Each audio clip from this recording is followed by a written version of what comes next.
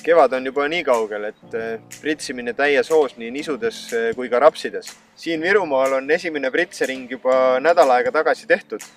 Pritseringis sai kasutatud Psychotsell, et taimikut võrsuma ajada ja lisaks ka turgutavaid leheväetiseid. Tänasel päeval pritsimine nii kaugel, et esimene fungitsiid. Pasvi soovitus Capalo 0,75 liitrit esimeses pritseringis. Aktuaalne on ka herbitsiidi kasutamine. Kui sügisene herbitsiid on tehtud, siis natuke oleks veel aega.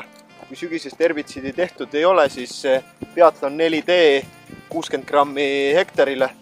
Soovitus väike MCPA juurde lisada, värgaja. Lõuna-Eestis on aktuaalne ka kasvu reguleerimine.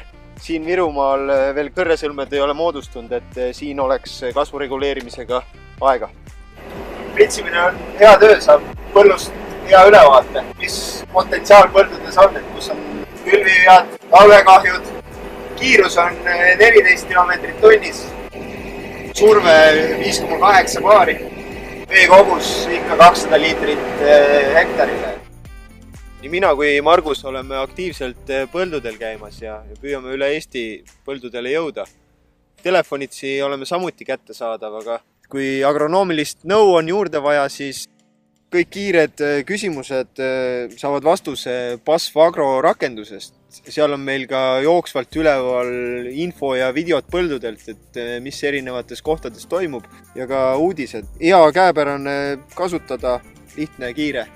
Nutiagronoom aitab teid kindlasti hooajal. BASF. We create chemistry.